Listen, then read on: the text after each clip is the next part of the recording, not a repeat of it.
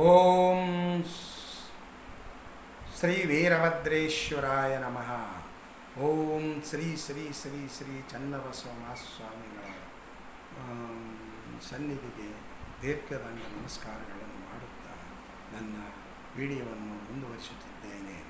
ಈಗಾಗಲೇ ಕೆಲವು ಕಾರಣಾಂತರದಿಂದ ಯಾವುದೋ ತೊಂದರೆಯಿಂದ ಮತ್ತೆ ಮರು ಪ್ರಸಾರಕ್ಕೆ ಮಾಡುತ್ತಿದ್ದೇನೆ.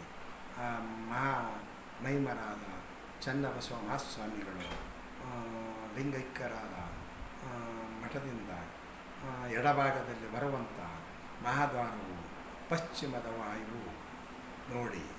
ಮುಖ್ಯ ಮಠಕ್ಕೆ ಪಶ್ಚಿಮದ ವಾಯು ಮಹಾದ್ವಾರ, ಹಾಗೂ ಅದೇ ಅವರ ಸನ್ನಿಧಿ ಇರುವಂಥ ಸ್ಥಳಕ್ಕೆ ಪಶ್ಚಿಮದ ವಾಯುದಾರ.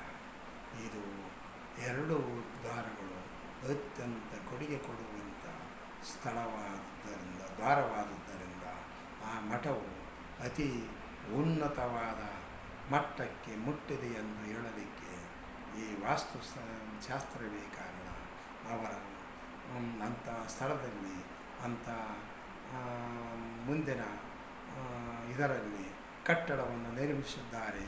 ಅವರು ಒಳ್ಳೆಯ ಕಟ್ಟಡವನ್ನು ಒಳ್ಳೆಯ ರೀತಿಯಿಂದ ಮಹಾದ್ವಾರಗಳನ್ನು ನಿರ್ಮಿಸಿದ ಕಾರಣ ಆ ಮಠದ ಪರಮಪೂಜ್ಯ ಶ್ರೀ ಚನ್ನಬಸವ ಮಹಾಸ್ವಾಮಿಗಳ ಸನ್ನಿಧಿಗೆ ಬರುವಂಥ ಭಕ್ತರು ಪಶ್ಚಿಮದ ವಾಯುದ ಮಹಾದ್ವಾರದಿಂದ ಬರುತ್ತಿದ್ದರೆ ಅದೆಷ್ಟು ಜಂಗುಳು ಎಂದು ತುಂಬಿ ತುಳುಕುತ್ತದೆ ಎಂದರೆ ಅದು ಜನನಿ ಬೀಡು, ಜನರು ಬರುವಂಥ ಕೊಡುಗೆ ಕೊಡುವಂಥ ಸ್ಥಳ ದ್ವಾರ.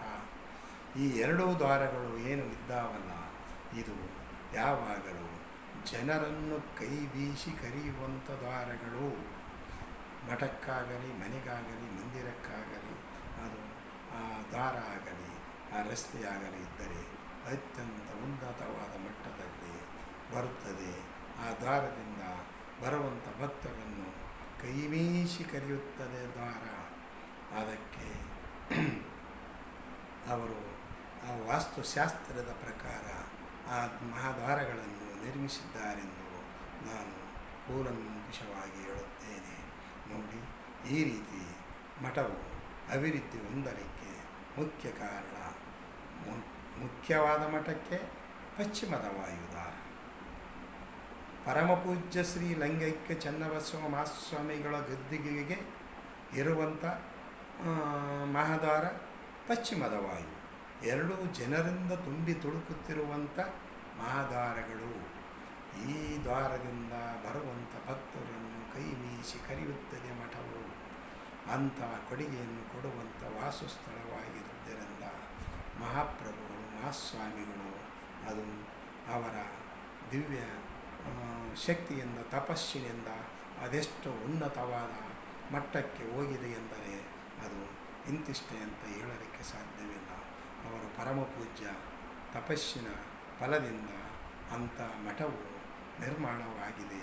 ಅಂಥ ವಾಸ್ತುಶಾಸ್ತ್ರದ ಪ್ರಕಾರ ಅವರ ದಿವ್ಯ ತಪಸ್ಸಿನಿಂದ ಆ ಮಠವು ಪ್ರತಿಯೊಂದು ವಾಸ್ತುಶಾಸ್ತ್ರದ ಪ್ರಕಾರವೇ ನಿರ್ಮಾಣವಾಗುತ್ತದೆ ಎಂದು ನಾನು ನೋಡಿದ ಮಠದಲ್ಲಿ ಅತ್ಯಂತ ಮುಖ್ಯವಾದ ಮಠವೆಂದರೆ ಶ್ರೀ ಚನ್ನಬಸವ ಮಹಾಸ್ವಾಮಿಗಳು ನೆಲೆಸಿರುವಂಥ ಒಳಬಳ್ಳಾರಿಯ ಸುವರ್ಣಗಿರಿ ವಿರಕ್ತ ಮಠ ಎಂಬುದು ತಪ್ಪಾಗಲಿಕ್ಕಿಲ್ಲ. ಒಳ್ಳೆಯ ಮಠವೆಂಬುದು, ಒಳ್ಳೆಯ ಕೊಡುಗೆ ಎಂಬುದು ಇರುತ್ತದೆ. ಅದಕ್ಕೆ ನಾನು ಆ ಮಠದ ಭಕ್ತನಾಗಿ ನಾನು ಹೇಳುತ್ತಿದ್ದೇನೆ. ಈಗಾಗಲೇ ನಾನು ಹಲವಾರು ವಿಡಿಯೋಗಳನ್ನು ಮಾಡಿದ್ದೇನೆ. ಮುಂದಿನ ವಿಡಿಯೋದಲ್ಲಿ ಮತ್ತೆ ನಾನು ಪುನಃ ಈ ಮಠದ ಆ ಮೈಮರ ಬಗ್ಗೆ ಕೂಲಂಕುಷವಾಗಿ ಹೇಳುತ್ತೇನೆ. ಅಲ್ಲಿ ಏನು ನಡೆಯುತ್ತದೆ ಎಂದರೆ ಅಲ್ಲಿ ದಾಸೋಹ ಮಂಟಪ ಅಂದರೆ ಅದು ಯಾವ ಭಾಗದಲ್ಲಿ ಇರುತ್ತದೆ ಎಂದರೆ ಆ ದಾಸೋಹ ಮಂಟಪದಿಂದ ಯಾವಾಗಲೂ ಆ ದಾಸೋಹದಲ್ಲಿ ಅನ್ನಪ್ರಸಾದ ಯಾವಾಗಲೂ ಪ್ರತಿನಿತ್ಯ ಇರುತ್ತದೆ ಎಂದು ನಾನು ಹೇಳುತ್ತೇನೆ. ಅಂಥ ಸ್ಥಳದಲ್ಲಿ ದಾಸೋಹ ಮಂಟಪ ಇರುವುದು, ಅದರ ಬಗ್ಗೆ ಕೂಲಂಕುಷವಾಗಿ ಮುಂದಿನ ವಿಡಿಯೋದಲ್ಲಿ ಹೇಳುತ್ತೇನೆ. ನಮ್ಮ ವಿಡಿಯೋಗೆ ಲೈಕ್ ಮಾಡಿ, ಬೆಲ್ ಐಕಾನ್ ಒತ್ತಿ, ಸಬ್ಸ್ಕ್ರೈಬ್ ಮಾಡಿ, ಇತರರಿಗೆ ಶೇರ್ ಮಾಡಿ ಎಂದು ಹೇಳುತ್ತಾ ಪರಮ ಪೂಜ್ಯ ಶ್ರೀ ಚನ್ನಬಸವ ಮಹಾಸ್ವಾಮಿಗಳಿಗೆ ದೀರ್ಘದಂಡ ನಮಸ್ಕಾರ ಮಾಡುತ್ತಾ ಮುಂದಿನ ವಿಡಿಯೋವನ್ನು ನಾನು ಮಾಡುತ್ತೇನೆ.